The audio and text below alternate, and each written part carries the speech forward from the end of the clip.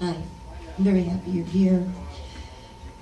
As I'm an advocate for disabled children in the public school system, meaning I kind of go against the school district if they don't provide services for our special needs kids, I have a very serious question for you. As a Black American, we have a lot of violence in our schools, and it seems to be more of the Hispanic and the Black community. Could you please tell me what your feelings are to stop this type of violence between the two races in our schools? This is Henry Tyler. If I had the answer to that question, wow. I think that there's a lot of things that come into play to stop that type of violence. And what I do is that I mention a couple that I think could possibly work. I can tell you, I grew up in the inner city in Wisconsin, Milwaukee, Wisconsin, right outside of Chicago, and there was violence all around me. My mother said to me, "You will go to school, you will get an education, and that's it. You will not join any gangs. You will not sell any drugs. You will not." My mother was the single most influential person for me to stay out of gangs and out of drugs. But that didn't mean that I wasn't confronted with those very realistic things that was happening all around me. The other thing that helped me were some of my teachers. I had a very good teacher, and this was back in the late 70s, early 80s, when afros and everything else was still out. And I have a teacher who was very candid with me. And he went around the room, he was going around telling everybody how smart they were. And he got to me and said, "Henry, you're not smart." And I looked and I was heartbroken. He said, "You're intelligent. The difference is you're gonna know how to figure your way out of things. You're just not gonna be able to tell you what's this. You're gonna regurgitate it. You're gonna figure it out." So I had teachers who talked about other things, who got me interested in other things. So my home, my education, and then the third important part of the fact was I'm also a product of the Boys and Girls Clubs. Every day, every single day that they were open, I was there after I got my homework done. And if I didn't, seriously, and if I didn't get the homework done before then, when I got to the Boys and Girls Club, the first thing they asked was, "Is your homework done?" If it wasn't done, they had a homework room that you would go to do your homework before you participated in activities. So home, school, community, that is what kept me out of gangs. And we had a guy at the Boys and Girls Club. He just retired. He was a safety. He wasn't the director or the games room specialist or some type of specialist.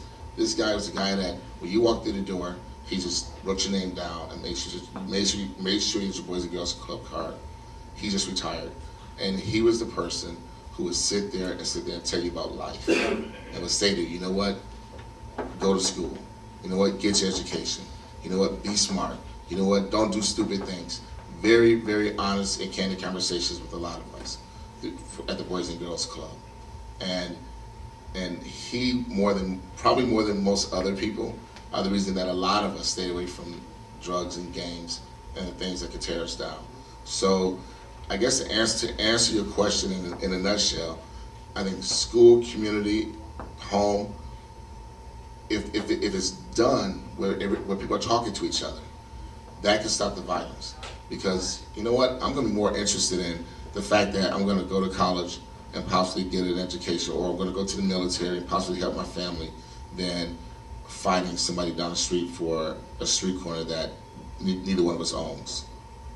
And I think that's the best way to solve those problems. And then lastly, I'm so sorry. And then lastly, to make sure that we have strong, positive role models, even though your parents are your role models, but it's also good to look out and say, "You know what? Wow, look at him, and I can talk to him.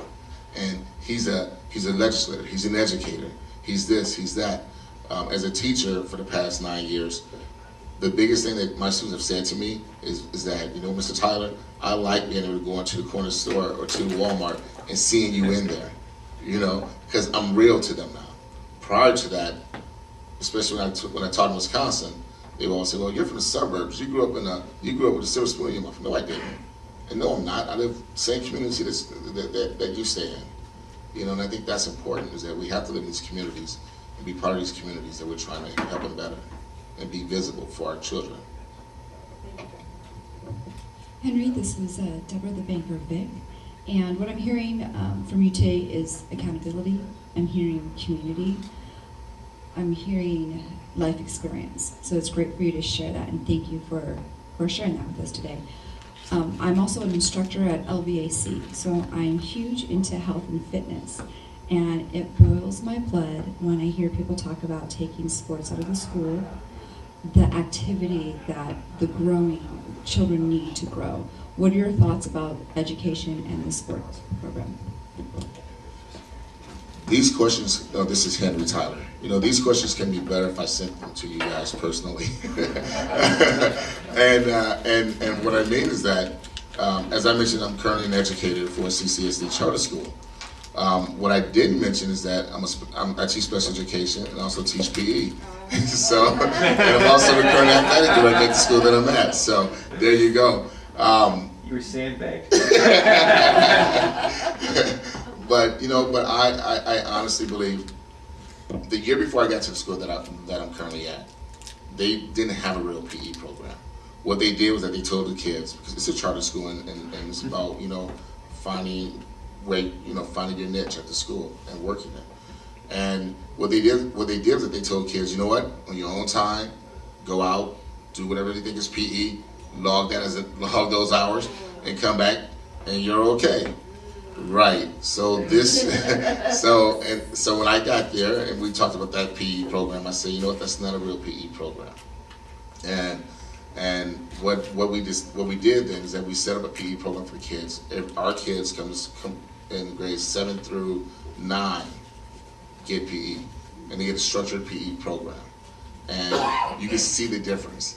And they love the fact that I'm ex-military and that I'm Marine Corps, because they always say, "Hey, Mr. Tyler, can we do a thrashing?" And if you're a part of the Marine Corps, you know what a thrashing is. It's what I call a series of physical activities given at the speed that I command, right? And but the kids love it. They didn't like it at first, because they were not fit. But just like when you're in the military and you're in the Marine Corps, when you first get to basic, you're not fit, you're not ready for it. By the time you leave, you appreciate it, and that's how the kids are now. Now they appreciate it. They're asking for the thrashing, so I don't give it to them because they're asking for it, right? But they want to be out there. They want to do the jumping jacks.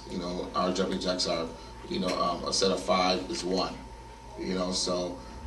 And they have to be all on time together, up together, down together, and when they're not together, we have to do more. They get added, and so now, beginning of the year, they were all off. There was no cadence to what they were doing. Now there's a cadence. I can close my eyes and listen to the sound, and they start together and they stop together. So the teamwork, the fact that is camaraderie. They're getting fit. And I tell them, I may not be able to run like I did when I was still in the Corps, but I can tell you what, I still do the push-ups with them. I'm out there with them doing exercises too. I do the jumping jacks with them. The 6 inches I can still do with them. In fact, we just had a 6-inch competition that I won between me and my students, and it's fun. It's fun, but you have to make it fun, and I think that we need PE in schools.